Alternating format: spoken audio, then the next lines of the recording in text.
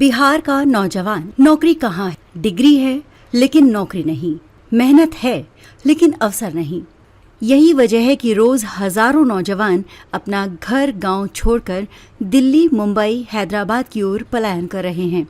सवाल ये है कि बिहार की सरकारें सो रही हैं या इस बेरोजगारी के टाइम बम के फटने का इंतजार कर रही हैं। बिहार के नौजवान अपने घर गांव को छोड़कर दिल्ली, मुंबई, बेंगलुरु क्यों भागते हैं? क्यों बिहार की रेलगाड़ियों में सबसे ज्यादा भीड़ होती है लेकिन नौकरी के दफ्तर खाली पड़े रहते हैं? क्या वजह है कि बिहार के लाखों युवा रोज मेहनत करके सपनों की तलाश में दूसरे राज्यों की ओर पलायन कर रहे हैं? और सबसे बड़ा सवाल, क्या बिहार की बेरोजगारी एक टिक टिक करता टाइम बम बन चुकी है? आंकड़े जो चौंकाते हैं, सुनिए और जरा सोचिए।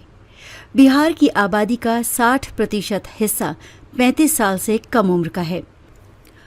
2029 तक 1.5 करोड़ से ज्यादा युवा पहली बार वोट डालेंगे, लेकिन CMIE और अन्य रिपोर्ट कहती हैं बिहार के युवाओं की बेरोजगारी दर 20% से ऊपर है, जबकि पूरे देश का औसत करीब 12% है। क्या ये सिर्फ आंकड़े हैं?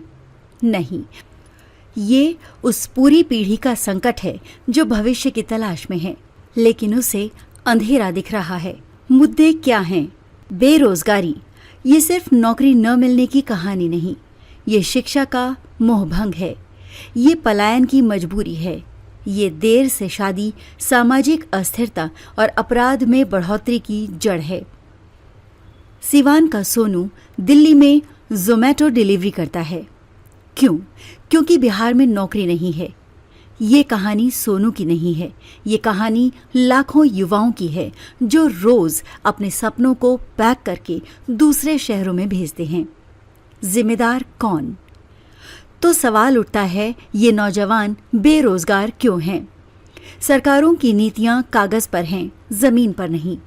स्किल गैप ऐसा कि इंडस्ट्री की मांग कुछ और है, शिक्षा कुछ और दे रही है, और बुनियादी ढांचे की हालत ये कि बिजली, सड़क, इंटरनेट की कमी ने निवेशकों को बिहार से दूर रखा।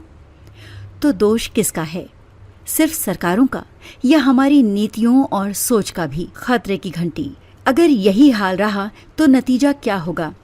आर्थिक विकास रुक जाएगा, अपराध और अस्थिरता बढ़ेगी और एक पूरी पीढ़ी निराशा की राजनीति में धकेल दी जाएगी। यानी ये बेरोजगारी सिर्फ बिहार का संकट नहीं है, ये पूरे भारत का संकट बनने जा रहा है। क्योंकि अगर बिहार पिछड़ेगा तो भारत की तरक्की अधूरी रह जाएगी।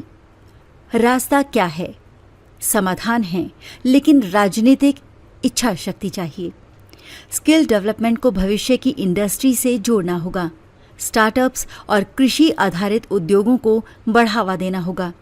निजी निवेश लाने के लिए बिजली, सड़क, इंटरनेट पर तुरंत काम करना होगा। सवाल साफ है, क्या बिहार सरकार और केंद्र मिलकर इस टाइम बम को समय रहते निष्क्रिय कर पाएंगे, या फिर ये बम फटेगा और पूरे देश को हिला देगा?